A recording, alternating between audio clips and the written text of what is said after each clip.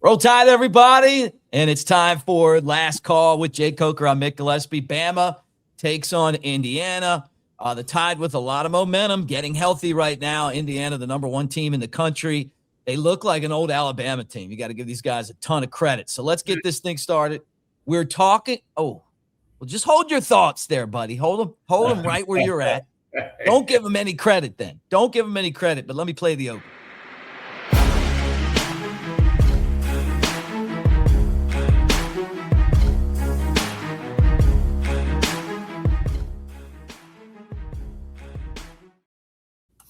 All right, there he is, Jay Coker. I'm Mick Gillespie. Good to talk to you guys. And again, we are presented by Pearl River Resort, Philadelphia, Mississippi.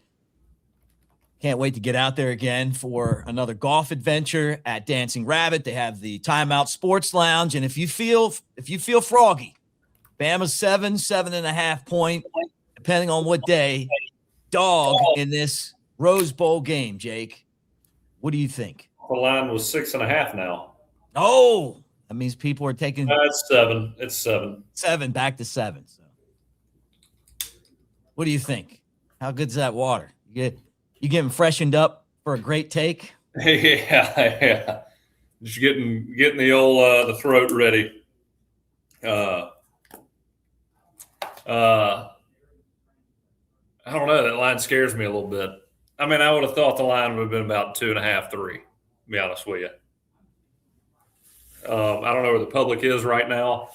I would imagine they're probably on Alabama. Yeah. But having said that, there's a lot of people out there that think Alabama's a pretender. And, to me, unless you've watched Alabama week in, week out, then I don't think you really realize what their potential is if they're healthy. Prior to going into that gauntlet of our regular season schedule, the 4 games versus ranked teams, and really the first 2 of those, we looked pretty dang good. Beating Georgia, looked really consistent in the pass game. It was a completely different team than we were against Florida State. We've been saying it on the show all along, they've got the potential to beat anybody in the country. It just depends on, how healthy we are. And to me, health being the first thing, but the third down conversion rate. If we can convert on third down and keep Ty from getting hit every play, we'll be in good shape. But we've shown throughout this season that we can hang in there and beat anybody, in my opinion. Indiana, to me, there's no reason for us to be intimidated by Indiana. They beat Ohio State, and that's great, but I still have not bought into Ohio State being a clear-cut favorite to win. I think they've got a lot of talent. I think Indiana, Ohio State's their biggest victory. I know they beat Oregon.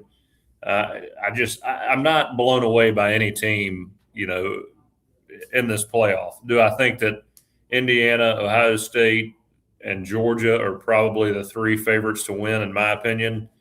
Probably, but that's based on what I've seen consistency-wise, talent-wise. But when Alabama lines up against Indiana, I don't see there being some big gap in consistency or talent. I think, honestly, we may be more talented than Indiana. But Indiana, I don't think, has dealt with the gauntlet of the schedule and the injuries that we've dealt with, and they've been able to play very consistent football because I think they've got a lot of familiar faces throughout the season. You're not throwing in 3rd and 4th string running backs. You're not shuffling the offensive line around. Your quarterback's not playing with some pretty bad injuries, allegedly. So I think we've really had to find a way and grind out victories throughout this season, especially late. And I think we're more battle tested than Indiana. So again, Indiana's not a team I fear, or I think we should fear, but that is a team that if you don't show up to play, they're going to take advantage of your mistakes. Mm-hmm. Though they don't turn the ball over and they don't miss tackles, and that's why I said they reminded me of Alabama teams, the Nick Saban Alabama teams, where I want to see some. You don't get a lot of yards after catch. Yeah, I know. Kane's been talking about the swarm defense. They've turned it over 8 times all year. That's like minuscule. Yeah. I mean, I know they turned it over once against Ohio State, just got blown up on a now. But I don't think. Again, I don't think consistently they've played teams that really make them think a whole lot or have the talent to just beat them vertically and put them in bad positions. So, like I said, they really benefited from the schedule they played, and I mean, I think they got a lot of good practices in against what, in comparison to Alabama, will be a scout team. What is a scout team or scout offense or scout team defense? I'm just being honest. Mm-hmm. I think they've been tested, anywhere near the level that we have. Yeah. Well, that's what Bama's advantage is here, guys. I mean, they played an incredibly challenging schedule, right? And I think that's one of the reasons why I'm with you. I feel pretty confident about Bama's ability to go into a game like this. Guys, I want to remind you that we're presented by our friends at Patriot Roofing and Builders. Oh, these guys got you covered, man. And when you're going through a build or you want that roof done the right way, you want to talk to the guys that are actually doing the work, and that's Will and Justin. So you call, they're going to answer the phone. They are unlimited builders, whether you talk about the fact that they have their license, they have basically all the solutions for your home, talking about roofing, siding, gutters, windows, and a full home renovation. They also do free inspections. So they're in Birmingham, Tuscaloosa. They'll get you covered. Again, call Patriot, Will, and Justin, and tell them you heard it here. Say, hey, man, I heard the guys talking about you on Last Call on the Next Round platform. So, but when Bama built the team that they have right now, this is a 3-loss team. Lost the first game of the season to Florida State. Found a lot of momentum. Then lost to Oklahoma in a game they should have won. And then lost to Georgia in the SEC championship, where they looked like they were just beaten into the ground through the course of that difficult season. And then one of the best comebacks that I've seen this year. And I feel like we got the Ty Simpson that we had going through the South Carolina game and not the Ty Simpson that we had before. And I feel like that's a health thing, man. And this team's getting healthy. All of a sudden, Jam Miller's out there. Kevin Riley, I forgot he was on the team. He's been out so long. We're going to actually have we've got LT Overton coming back. Overton and Tim Keenan on the same team at the same time, on the same line at the same time. So we're getting healthy. Jam Miller's going to be back. This is what makes Alabama just so dangerous in this spot right now, because they are so healthy. Well, nobody wanted to pull Alabama. I can guarantee you that, because it's such a scary matchup. I mean, and you saw against Oklahoma when in that second quarter, second half, you see us finding ways to get Ty Simpson time. And, to me, Indiana, they're a team that's gonna try to confuse you. I mean, they move some guys around, the simulated pressures. I don't feel like they blitz a ton, but they make the most of their opportunities. And they want to bend and don't break. They want you to nickel and dime the ball down the field. And the worst kind of quarterback to play when that's the way you play is Ty Simpson. I mean, he's if he has time and you're not actively putting pressure on him, he's going to find guys open and he's going to make it work. And again, we've got the receivers to do that. With everybody coming back healthy, Jam Miller, I would expect to be full speed in this game. Really going to help out in pass protection, and hopefully, this game we can get a hat on a hat and create some kind of run game. Like I said, Indiana will be in the right spot. You're going to have to find a way to block these guys, and I think we find a way to do that. I've been saying that every week, and it's been kind of rough, but I'm holding out hope, man. Yeah. Well, the one thing Ryan Grubb said is he wants to see this team establish the run a little earlier in the game. He's like, look, we got the game plan. We got the players. We can do this. I think that's the key. That comment kind of drives me crazy too, though. It's like, I mean, what is the problem? Like, why, if we got the schemes, I heard him say the schemes there, the players are there. I mean, then what is the issue, Yeah. And I love Ryan Grubb. I think he's doing a really good job. He's had a lot of crucial calls that have won games for us. And, he's made Ty Simpson a likely first, second round draft pick. And, but the run game is obvious. That's the Achilles heel of this team. Was the defense when they first got here 2 years ago, and now it's consistency on offense. If you can't run the ball, it puts a lot on Ty, and I'd just like to know, what's going on. Is there not an emphasis there? It's easy to look at film or look at a diagram on a sheet of paper and say, okay, I know my assignment, but it's different when the guys are moving and you're hitting moving targets and you're communicating. It's loud. I feel like when we're running the ball and you're watching us run it, it looks like there's some confusion there, and they don't seem to be moving at full speed when they're trying to block. They're thinking too much, Yeah, right. Well, you mentioned it. Ty Simpson, all of a sudden you look at the draft boards and he's like number 3 potentially for the NFL draft, which I think is pretty cool. And I think that when you look at NFL quarterbacks, what they really like are guys that can be super accurate. And he's played through injuries. You can see a difference when he's healthy and when he's not. So I'm going to go ahead and, just for the sake of this show right now, say Ty's going to go to the NFL. Now, here early, before this next game, and then we're going to have another one after that, and we're going to have another one after that. So we still got runway here. But today, handicap that race for next year's quarterback. Handicap that race. Because I think it's an interesting one. And look, let me go ahead and lay it out, and then while you're kind of processing this. Okay, so you got Keelan Russell, superstar in the making, right? High, really, really high ceiling. I mean, when you see him out on the football field, you can just tell that he's got a ton of ability and talent, right? Austin Mack came to Alabama with this coaching staff. He's put in the time behind the scenes, kind of like you had to do. And he's like you, talented too. And he's the backup. And he also transferred. That's why Bama lost Julian Saban, right? He stays. We still have Julian Saban on the team. So there's a lot invested in both of these guys. I like Keelan Russell from a talent perspective. He's smooth, strong arm, Austin Mack, he's really talented too. I hate to – here's my thing on that. I cannot stand, making the talking point that everybody else does just because there's hype around a guy. You say that guy should be the starter. There's a lot of moving parts. They're still a long ways away, and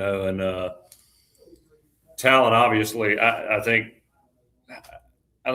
Keelan's a more – when you watch just clips of him, the ball jumps off his hand, and he's got an extreme level of talent. More so, I think he's more talented than Ty Simpson. Does that make you the better quarterback? No, it doesn't. Ty's right now obviously the best quarterback we got. Puts us in a lot of good, profitable positions, I guess. Yeah. But I hadn't seen enough of Austin Mack to know. I had not paid attention enough to know whether, he'll be the guy.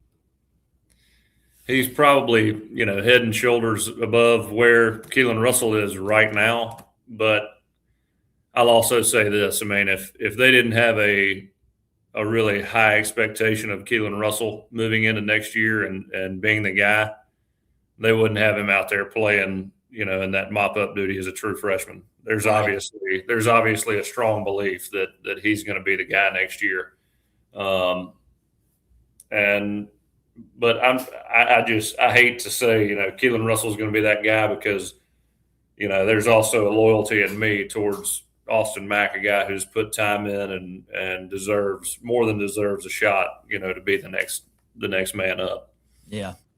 But it's a weird situation now. You know, you got the transfer portal. You got to play guys early, and you kind of got to play to the ceiling because, you know, Keelan Russell doesn't start next year, leaves. You know, in a year or two, he's going to be, you know, up there as one of the best quarterbacks in the country, I think. Yeah, look, I know, and I mean that's the thing about the transfer portal. You got to protect both guys, right? You know, and when you go out and you get super talented players, they want to play, you know, and it's going to be interesting to see how this turns out. I'll tell you though, the coaching staff and Ty Simpson really a fantastic job of developing Ty Simpson into someone that is going to get a first or a second round shot probably in the NFL. And he really put in the time. I mean, think about all the chances he had to transfer, you know, to go somewhere else and to stick it out. And I don't think his run's over yet. And people were like, well, Mick, when do you pick against Alabama? I mean, I do sometimes. I mean, if you guys ever hear me say that we're going to win by a point or two, I feel good. But I feel good about this team right now because they're healthy, man. Like, I see this thing turning. Well, I think it's all, to your point, I think it's all timing up. You know, it's perfect timing. And in the playoff, you know, it's kind of like March Madness. I mean, at this point, with the length of the playoff, it's which team's the hottest right now. And, I mean, you know, I'm not going to say we're red hot because we came out so slow against Oklahoma, but I think that second half really gave our team a lot of momentum, a lot of confidence, much needed confidence because I think we were kind of running low on self-esteem after that SEC championship. Yeah. But, you know, again, a lot of it's all about momentum and belief. And I think I love the fact, although I don't like where Vegas is because, you know how I am about Vegas. But I think at this point in time with social media and podcasts and NIL, I think all these players know where this line is at this point because it's gotten so popular. Right. I mean, when I was playing, I had no idea what lines meant or, you know, I didn't understand any of that. I think I may have known that we were the underdog against Georgia, you know, my senior year because it was the first time in like a decade that had happened. Well, I say a decade. Since Coach Saban was there, since like 2010. So I may have known that, but I think these guys see it, they hear it. I mean, it's far more in your face than it used to be, and I think they're going to have an edge going into this game. And I think this kind of edge, you know, I usually kind of say that's bullshit. You know, with those, you know, with the off the field stuff, you get hit in the mouth and then you're just playing. But I do think, you know, when you've got this much negativity surrounding your program, your teammates, you hear it all the time. I think it does play a factor, especially in a game that carries this much weight. Yeah, no doubt about it, man. I love and it. The team that needs that edge is Indiana, in my opinion. You know, I mean, well, they wanted Bama. Remember, they said they chanted they wanted Bama. You know, and here we are. Like, let's go, you know, and it's the 100th anniversary of our coming out party in the Rose Bowl from 1926, big underdog in that game.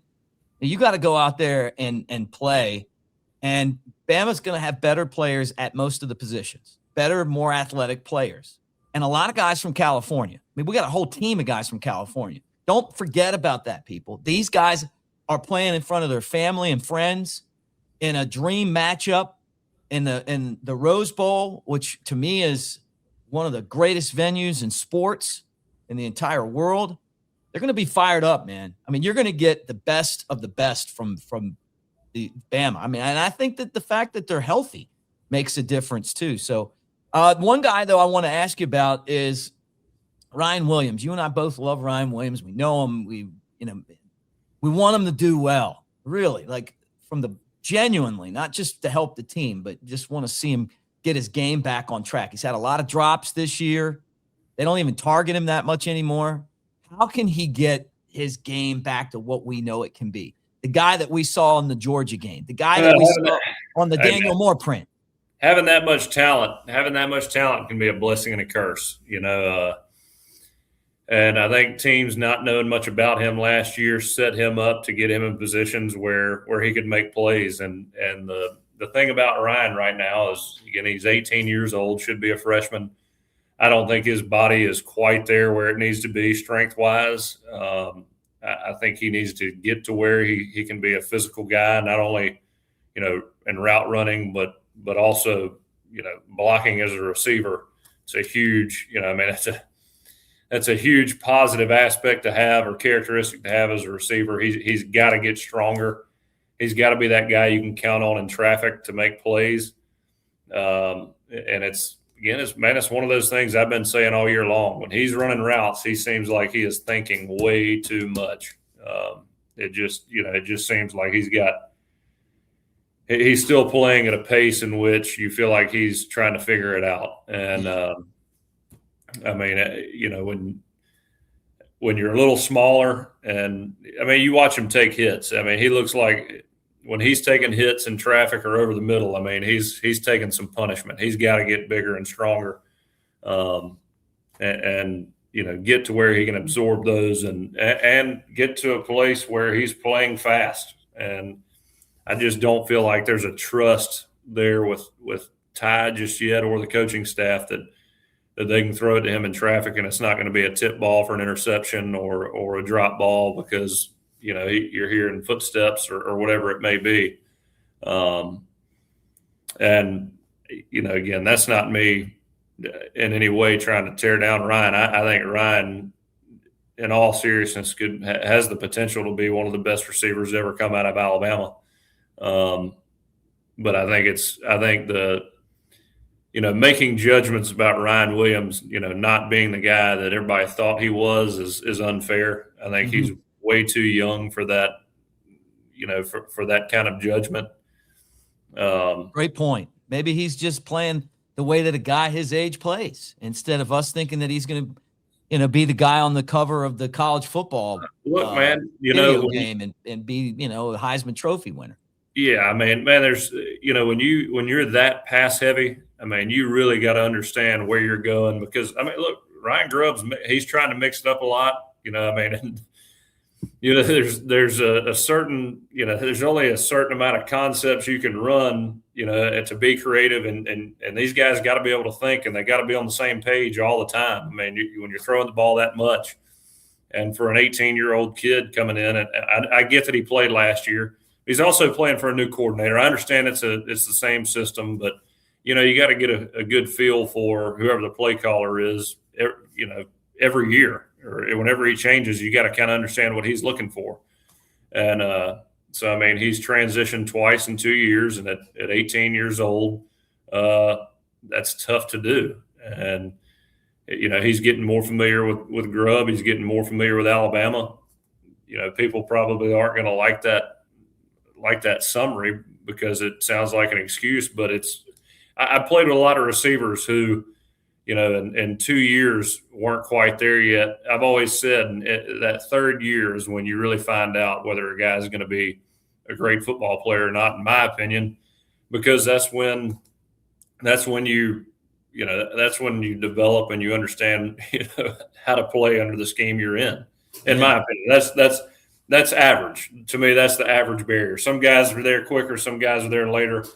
But to me, that third year is when it really turns on. I remember Kelvin Benjamin at Florida State, probably the freakiest athlete I've ever seen in my life.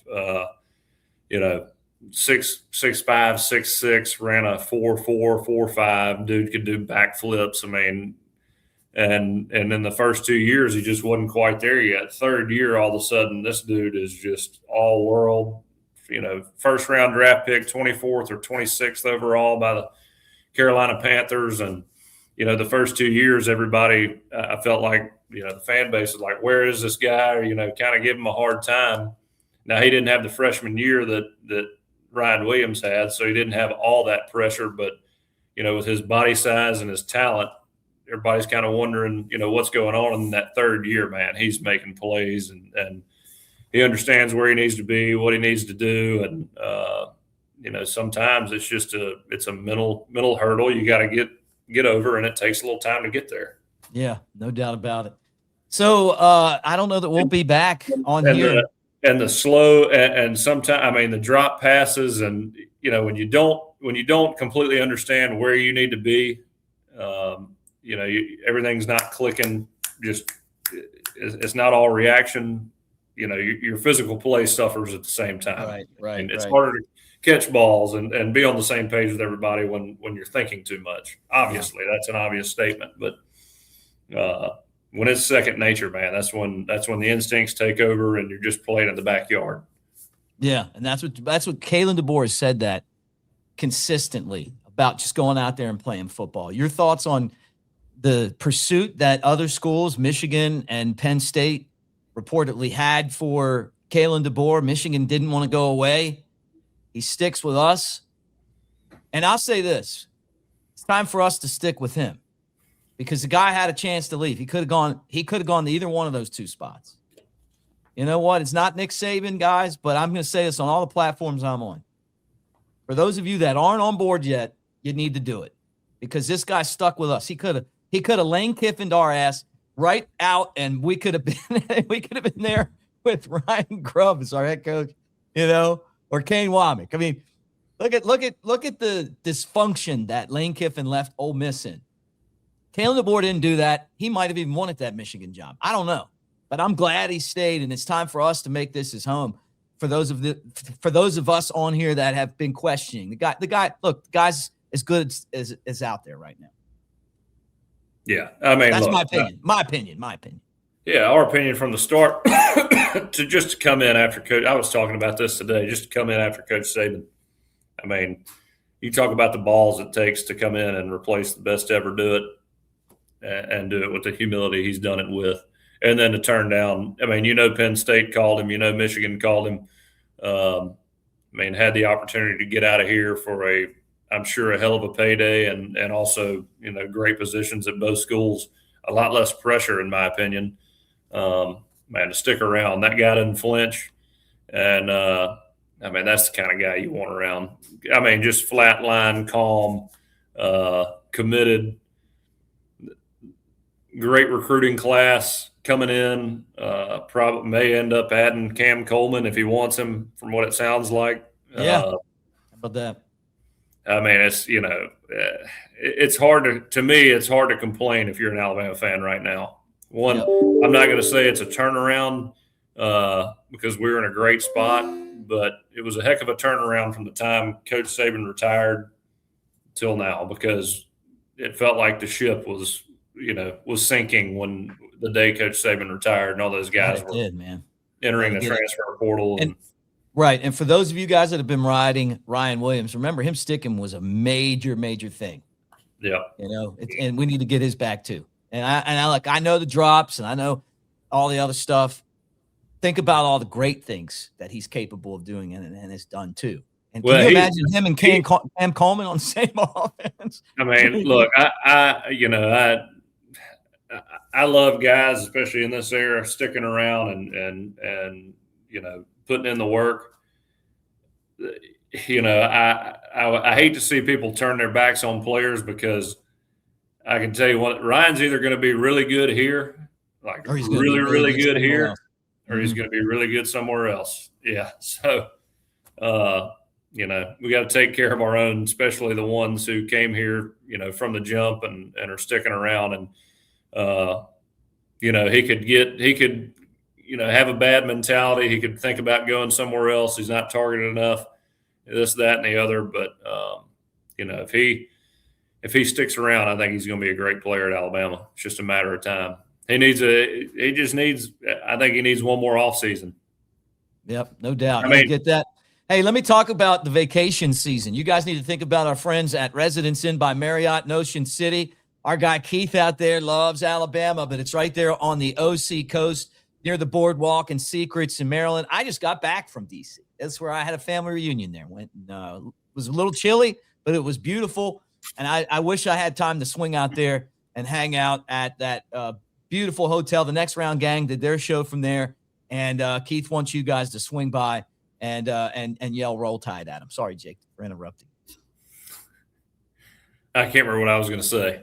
Okay. Well, look, let's close this up, knowing that we're probably. I mean, we're gonna try, but we probably, knowing our track record, are gonna have a tough time getting together one more time before the Rose Bowl with the vacations and all that stuff going on. What do you think? I mean, I always say, yeah, let's do it. We'll see what happens. Okay, so you think let's do it in the Rose Bowl. So does that mean Bama covers? I mean, Bama wins? I mean, I'm always going to say Bama's winning. Talking to you has made me a lot more confident. I'm leaning our way. I'm liking, the more I talk about it and think about it, the more I like our mentality. Just get ready, man. Get ready. They lost one of their leading defensive linemen celebrating after Ohio State. They won their championship, right? They did. Now they got the rat poison. They got everybody patting them on the back. Vegas is kissing their ass. Like, we dealt with this before. Now it's time for us to come in the hungry and the hunters. And the other thing is, we don't know how good the Big Ten is. We know how bad they are because of how weak the bottom of the conference is. But we've had close games time and time again. So I'm pretty confident that Bama's going to match up with these guys. And not just close games, but physical, relentless physical battles. Yep. Where you can't quit. You got no choice. I mean, either get embarrassed and lay down, or fight and win. And we battled back, found ways to win with guys injured and guys out, guys playing injured. It's hope he doesn't get hurt. Yeah. Hope no one gets hurt. But Mendoza, hopefully we get a lot of hits in on him like he, experienced against Ohio State a few weeks ago, or a month ago, I guess. Yeah. Like I said, it's time for us to get after it. Don't want him to get hurt, but I just want him to know, Bama's here. Daddy's home. All right. Well, good to see you. Good to see you guys. Get in the comment section. Put your scores up there. Tell us what you think. We're brought to you by Pearl River Resort in Philadelphia, Mississippi. Guys, I want to play our brand new commercial. I think we've played it on here before, but I want to play it again. But I was thinking this. Maybe can I just get your thoughts? Which one do you like better, Jay? I may not suit up on Saturdays anymore, but I'm still in the game. Let's roll! In here, I call the plays, make adjustments, and lay it on the line.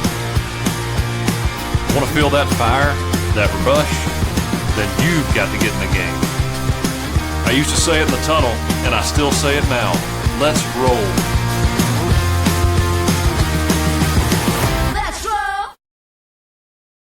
That was you as the main star of the commercial. Then this one. So, Jake, let's break down some game tape. Hold on, fellas. Steve. Hey, Jake. You ready to rock? Let's roll, brother. Guess we're calling plays at Pearl River Resort. Wow, Jake's first throw scores. And Steve's got the crowd pumped. Man, they're absolutely rolling. 'Cause I don't have to be me till Monday, Friday, Saturday, Sunday. I ain't gonna face reality. I tell you, Jake's still got game. While Steve keeps rocking aces. Boom, Jake seals it with a pick. Come call your own plays at Pearl River Resort. Let's roll. I don't have to be me till Monday. Man, what a great spokesman. Which one do you like better? Do you like the one with all of us in it, or do you like the one where you're kind of the? I like the party. I like the one with all of us in it. Do you? I never thought, in 2002, listening to I Don't Have to Be Me Till Monday, be doing a commercial with Steve Azar 20 years later. Yeah, it's pretty funny. I know. He's a good dude, too. Mm-hmm. Well, look, everybody, thanks for hanging with us. Again, we appreciate Pearl River Resort. If we don't talk to you before the game, Happy New Year. We can't say it enough. Thank you for making this show a part of your life. and following us from Cover Crimson over here to the next round. Wasn't an easy decision, but you know what? We just felt like this was the spot for us for right now, and we love it, and we love the fact that you guys are here hanging with us as well. But special thanks to Lance Taylor and Ryan Brown and Jim Dunaway and Bo O'Neill and everybody over there at the next round too that help us put this thing on together. Our guy Tyler behind the scenes, he'll be the guy that posts this. Forrester, got a whole gang of people, but we appreciate all of you guys, most importantly, for watching the show. Did I miss anything? I don't think so. I think we're good. All right, roll Tide.